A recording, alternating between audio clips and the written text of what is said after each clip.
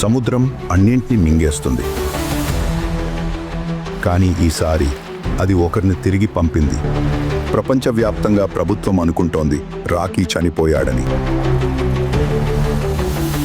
కానీ రాకీ ఇంకా చనిపోలేదు, ఇంకా బ్రతికే ఉన్నాడు.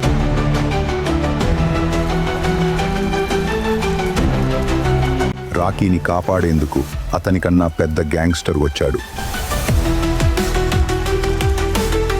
అతనే రాకీని సముద్రపు లోతుల్లోంచి వెతికి తీసుకువచ్చాడు.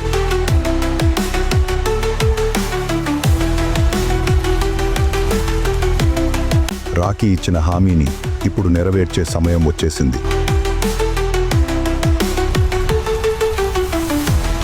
ఇప్పుడు ఇద్దరూ కలిసి రామికా సేన్ పాలిస్తున్న ఆ సల్తనత్ను ధ్వంసం చేస్తారు. ఆమె ఏలుతున్న రాజ్యాన్ని నేలమట్టం చేస్తారు.